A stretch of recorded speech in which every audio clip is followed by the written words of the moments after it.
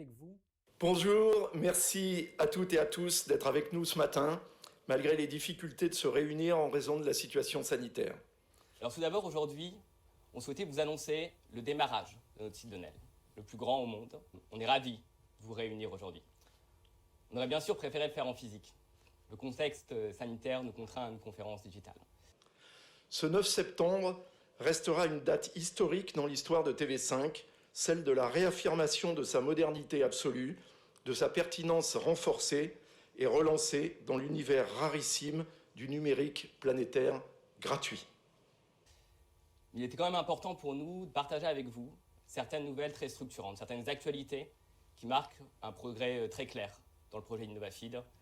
Et je propose de pouvoir écouter Madame la ministre Agnès Pannier-Runacher sur ces enjeux, et on est très heureux aujourd'hui de pouvoir l'accueillir en parallèle de ces annonces. Bonjour à toutes, bonjour à tous. Je souhaite en particulier que l'on examine l'ambitieux projet canadien de bâtir, à partir de TV5 Monde, la plateforme numérique francophone. En même temps qu'une réussite économique, c'est une réussite sociale pour le département de la Somme. Ces emplois, ils sont pérennes, car ils concernent une filière critique pour notre avenir et notre souveraineté, l'agroalimentaire. Une question sur les profils des futurs emplois. Avec la distribution de nos chaînes linéaires au comble de la modernité, au plus près des exigences et des aspirations des usagers.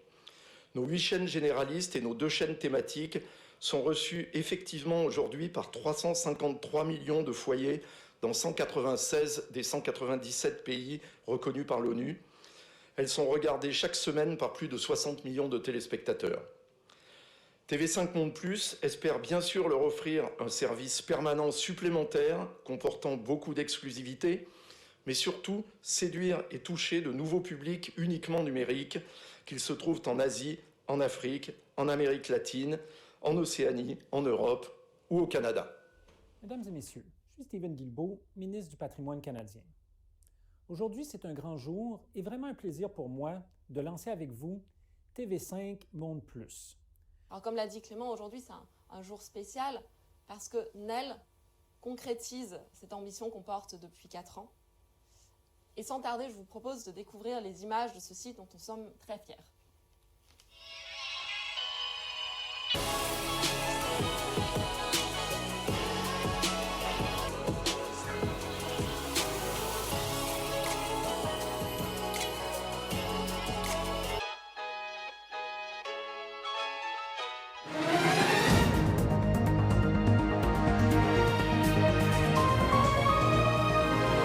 Certains exportent du vin, d'autres qui ont également confiance en l'avenir relocalisent en France leur activité. C'était l'un des objectifs du plan de relance, faire revenir dans l'Hexagone la production de produits stratégiques.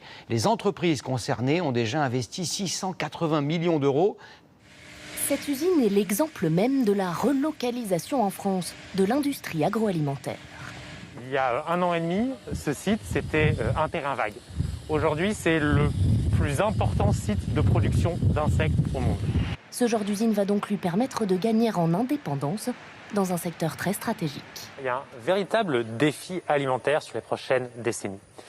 On va devoir produire plus avec moins. Plus pour nourrir une population qui est grandissante et moins pour préserver la planète et notre environnement. C'est pour répondre à ces défis que l'État a décidé d'apporter 720 millions d'euros d'aide à une trentaine d'entreprises françaises pour qu'elles se développent dans des secteurs clés pour la souveraineté du pays. La santé, l'agroalimentaire, l'électronique et la fabrication de matières premières pour l'industrie. Si vous en avez d'autres, des questions, n'hésitez pas à nous les poser même post cette conférence de presse.